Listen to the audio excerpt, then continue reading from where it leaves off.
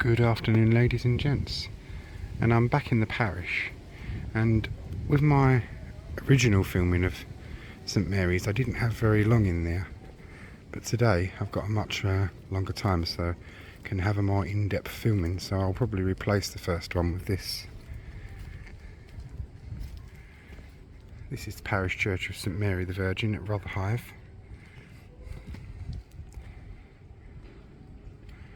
There's been a church on this site documented since the 1280s.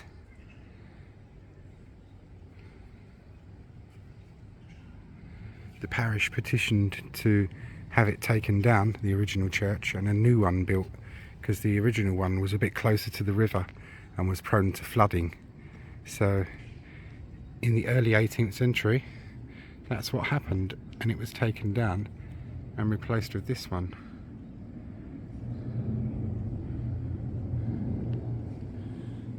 Some of its key features and famous points: the Reverend Blick, Edward Blick. He was a great social reformer, responsible for the building of a lot of churches and other schools in the area as well. Sailing of the Mayflower. In 1620, the Mayflower sailed from Rotherhithe on her first stage of her first epic voyage to America. In command was Captain Christopher Jones of Rotherhithe, whose memorial we shall go and see now.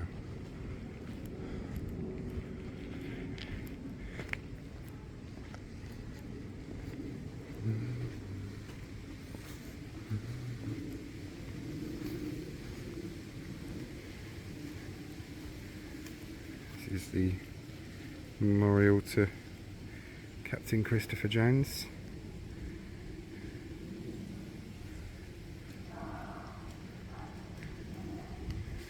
Buried in here is Prince Lebu.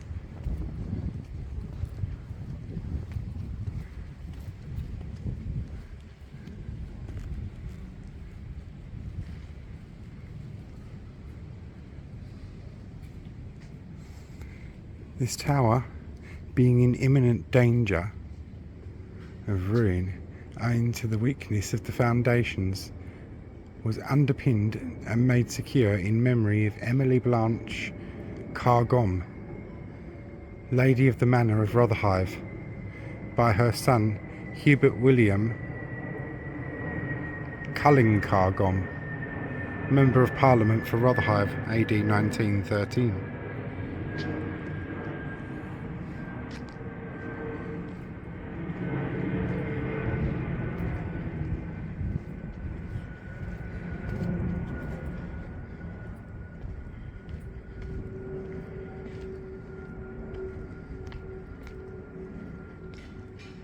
There's its vicarage.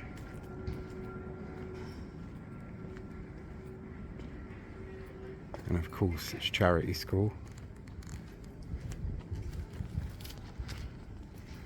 The old charity school, St Mary's Rotherhithe.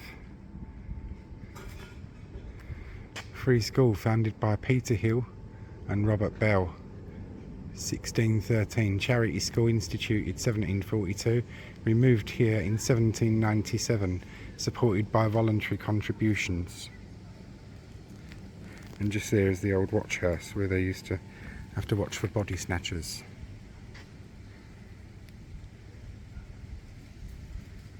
The Reverend Nicholas Richards, 1942 to 2006. Father Nick, Rector of St Mary's from 1977 to 2006.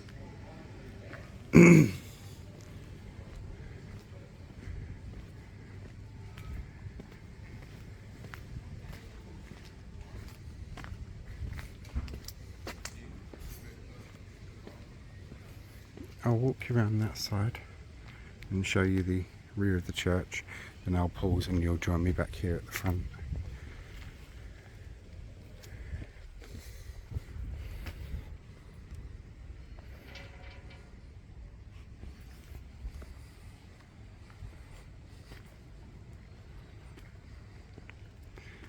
Going past some very old tombs.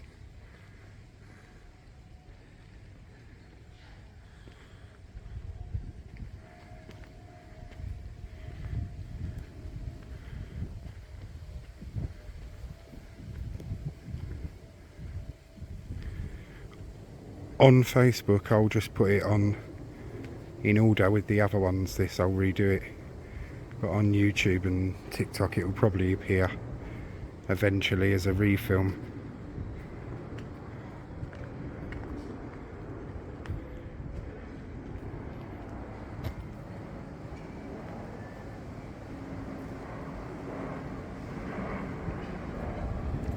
And what I like about this as well is you see the cornerstones of the church. They come from the old church. They incorporated quite a few things from the old church into the new church when it was put up.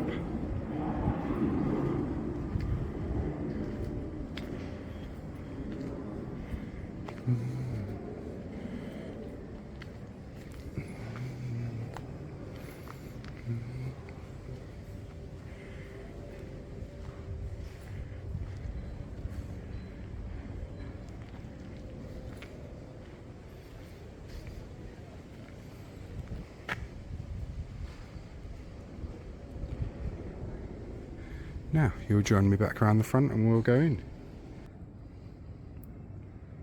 Here we are.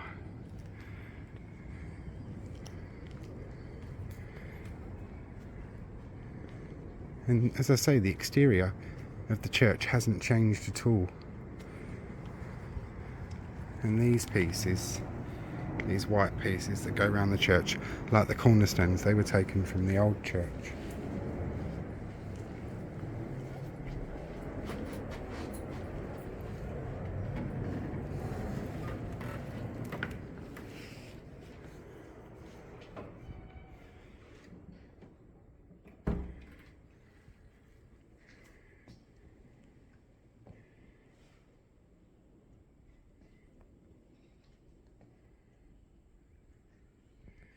There's quite a lot to cover in this one.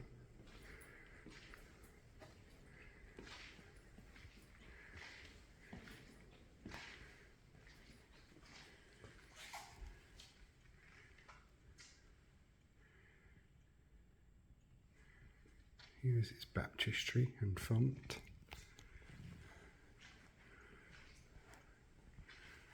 Through there is the belfry.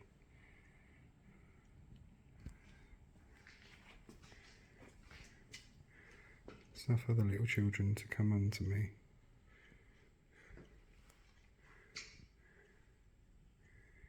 The font itself is original to the rebuild of the church. These were put on in Victorian times, and of course the font cover is much more modern.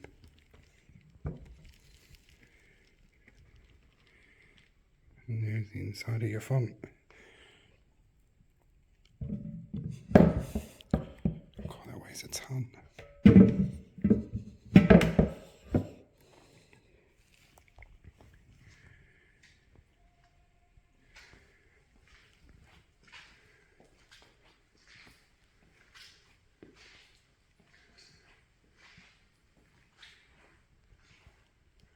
Donations to the poor of the parish.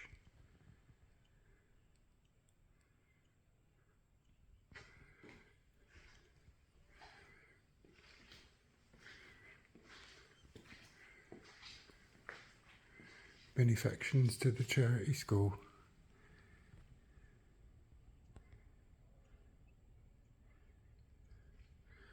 before the welfare state, you see. Right, I would like to try and cover the side aisles of a church first if I can. So this is what I shall do.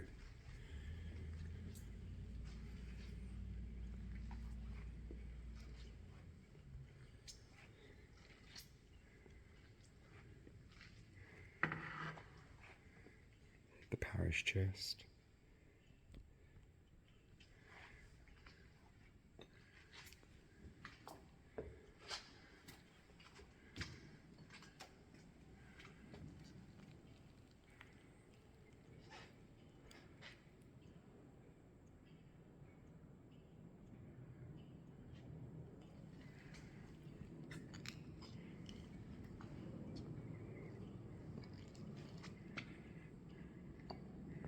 The pews are not original to the 18th century build. They were put in the Victorian era.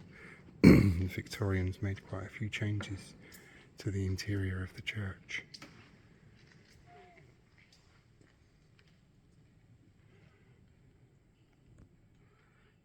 Memorials I've already covered and photographed. So.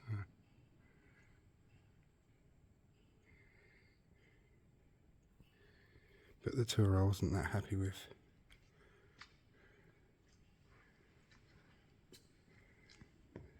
This here is a model of the Mayflower. Of course, this being the church in which the Mayflower captain is buried in its churchyard. Sadly, Captain Jones's grave is lost, his original grave.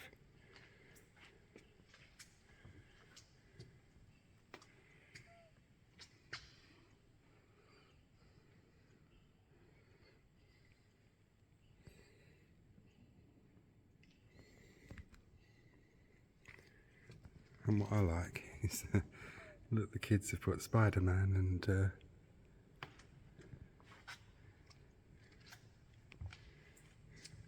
a Lego person, and there's an angel.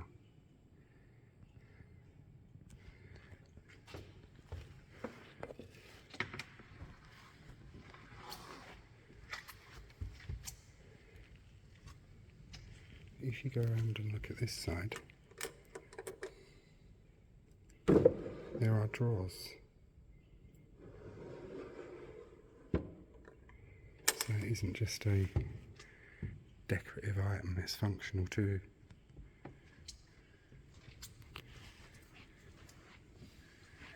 Now for anyone that's I'll show you this first. Obviously, because of the Mayflower links, the Pilgrim Fathers were helped massively by the native peoples of America.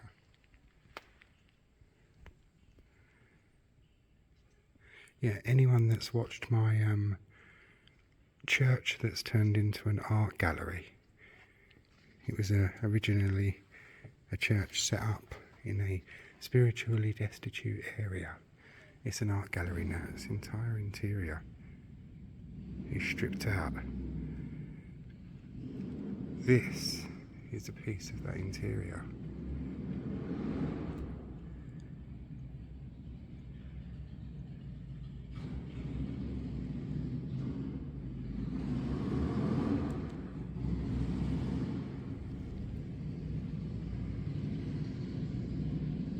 It's beautifully carved.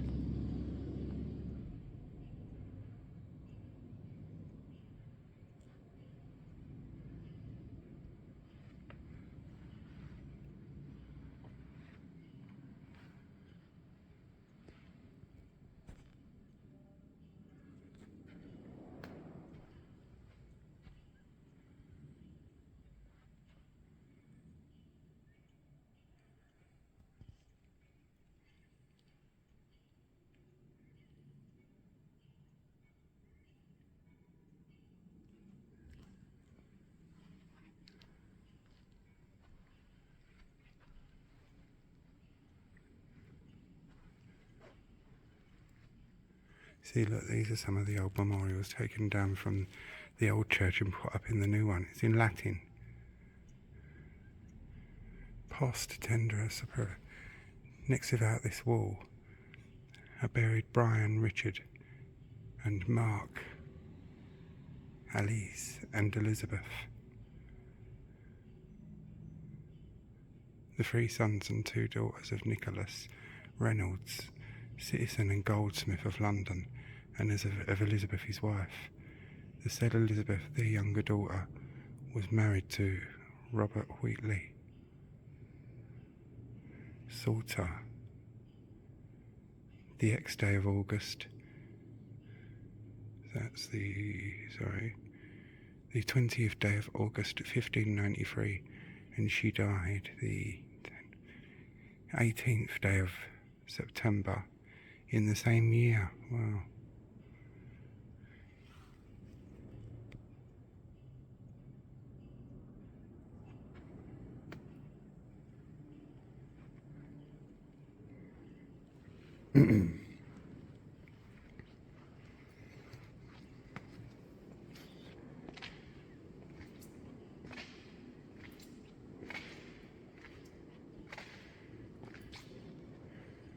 Cover the nave, and then the next area over there, and then of course I always try and save the best till last, which is the altar.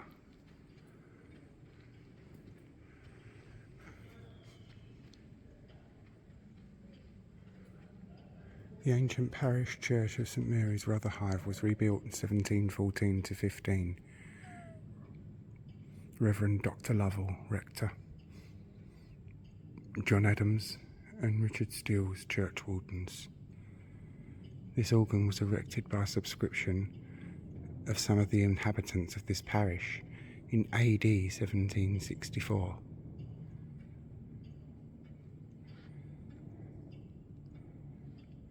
The clock, which you can hear ticking away nicely.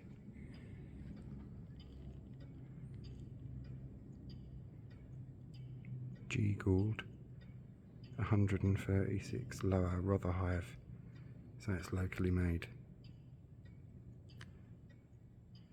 MDCCLXV. 1798, Mrs. S. M.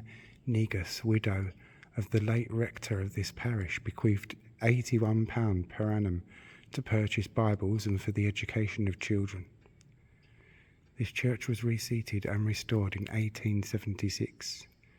Reverend Edward Jocelyn Beck, Master of Arts, rector. Robert, I'm going to have to zoom in on that one. Robert Footit, Edward James Talbot, churchwardens. Francis J. Bisley and Henry Haverod, sidesmen.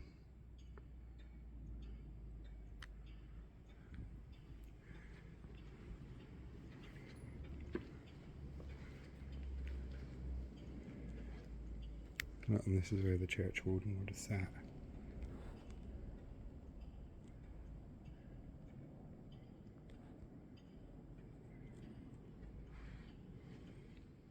And there.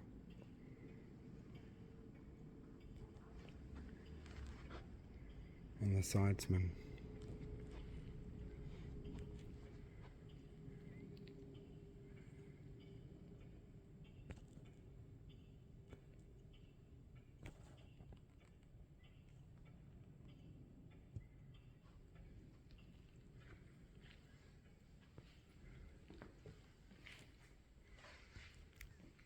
And these iron props are original, and they hold up the great beams. Think of the parishioners that would have walked by and lent on those and what over the years. It's very smoky in here because they had a mass not long ago.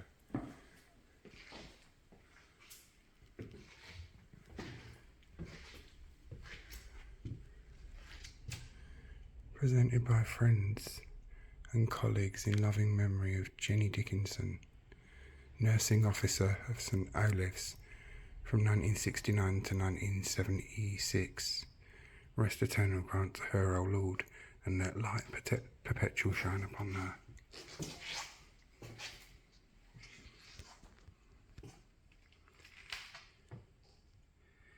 Now we're going to be coming up to some pretty famous objects, or something made from a pretty famous object, shall we say, in a minute.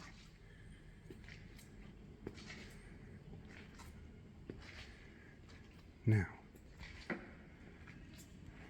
last time I was here, this wasn't up because it's been lent to the church, and I'm so pleased to be able to show this to you. This is the memorial stone for Prince Lebu that was put up in 1892. But below it is a representation of the encounter of Prince Lebu, Captain Henry Wilson, and the other people of the ship at the time, because it was Prince Lebu's father saved these people's lives, you see. So, and this is a representation from the people of Prince Lebu, showing like what they felt it to be. So it's lovely to see. Put that back very carefully.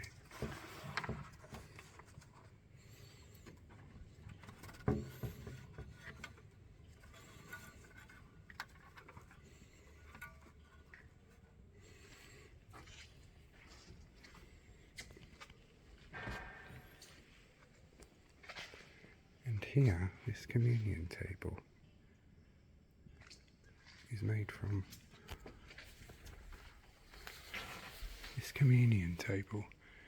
made of English oak, once formed a portion of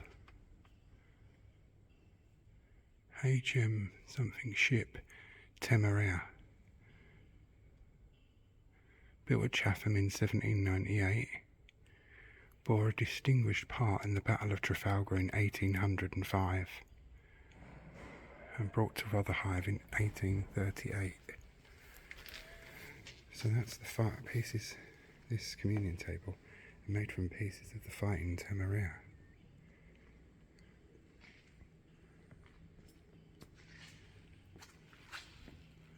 These are beautiful, these murals are on the wall as well.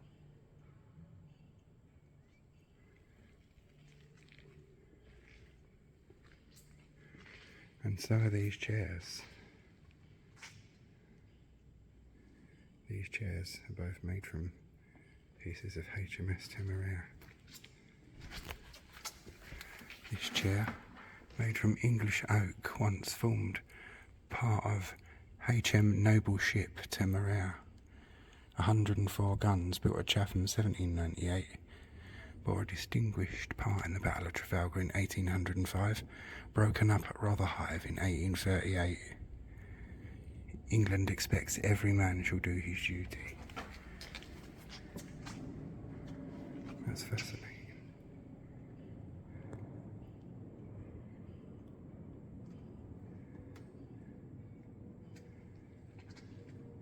So you think this oak was at Trafalgar fighting Napoleon? That's a real piece of history, isn't it?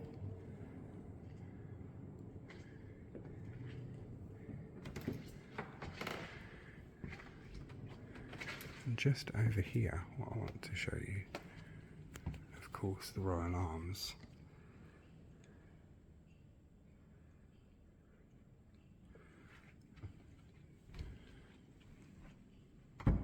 But this as well, the Mayflower Memorial. The Mayflower, Christopher Jones, master and part owner, was buried in this churchyard on the 5th of March 1622. This tablet was erected on the occasion of the 250th anniversary of the consecration of this church. And above it, another nautical themed memorial. Here beneath life interred the body of Captain Anthony Wood, who departed this life the 24th of August 1625, being the 49th year of his age, and had issue by his wife Martha Wood, 6 sons and 4 daughters.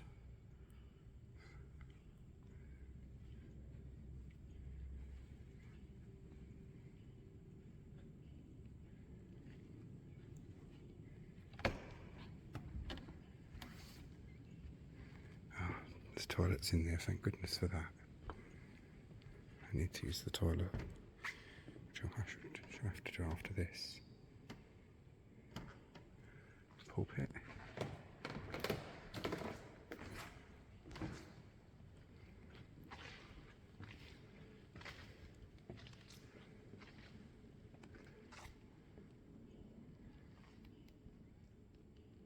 Choir stalls all beautifully carved. These pieces they did reuse from the old church, from the 1715 build. You can see it's when the Victorians restored this one. I must admit they did a very nice job, and they could be a bit heavy-handed at times, the Victorians, with their church restorations.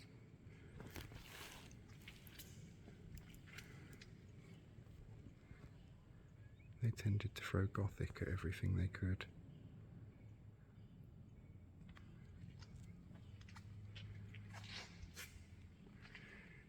Clare College, that's the Clare College Mission, that's where it came from.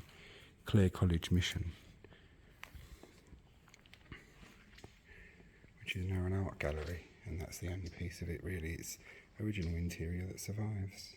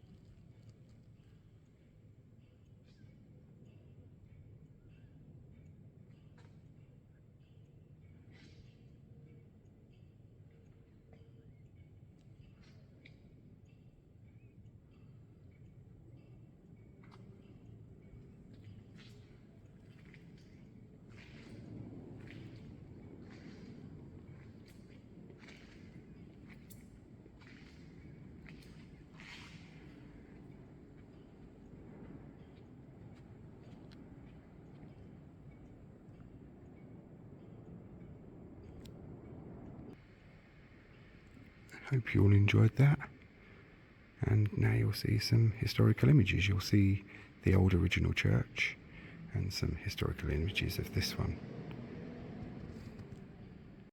And for our historical look back on this one, you get to see the old church of St Mary's, which stood for 600 years, from the 1100s to the early 1700s, a drawing by Samuel Palmer from 1623. That church was much nearer to the river and was in turn replaced by this one, which was built between 1714 and 1715 to designs by John James, who was a major architect of his day and an associate of Christopher Wren. As the money was short, the tower was not finished until 1747, when Lancelot Dalbiggin, a city joiner and surveyor, completed it. Sadly, I can find pictures of neither of these men, so their work shall stand as a testament to them. And you can see, even with the new church, in modern times, all the buildings behind the back of the church are in the way, but here you can see by the ship's masts just how near to the river it actually is. And if you look towards the church doorway, you can see the girls making their way from the charity school into church. And of course, the amazing model of the Mayflower, which sits inside the church. You have the monument to the Mayflower here, and another monument to another captain. They'll both be covered in monuments and churchyard, particularly with the Mayflower. When we visit the monument outside to Captain Christopher Jones, we'll look more on the Mayflower there. And the memorial with the black tablet and the gold cross, Prince Lebeau. We will also be covering him much more thoroughly when we do our churchyard tour. And the communion table and the bishop's chairs made from the wood from the Fighting Temeraire, which saw action at Trafalgar. Here is the Battle of Trafalgar. It's an 1836 oil on canvas by Clarkson Frederick Stanfield, and it shows the HMS Temeraire with the Victory in amongst the thick of it all. And the Fighting Temeraire tugged to her last berth to be broken up in 1838 by J.M.W. Turner, and that would supply us with, of course, the communion table and the bishop's chairs.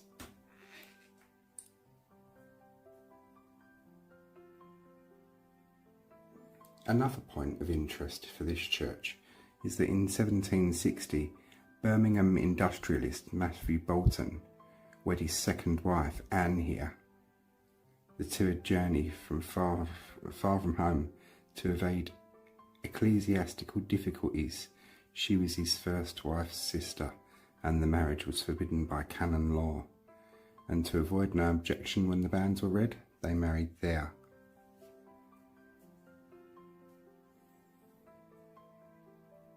And the organ, St Mary's organ. St Mary's Church is fortunate enough to possess a fine pipe organ dating from 1764, installed by the master organ builder, John Byfield II. Despite several alterations in the intervening years, the present-day instrument retains much of its original character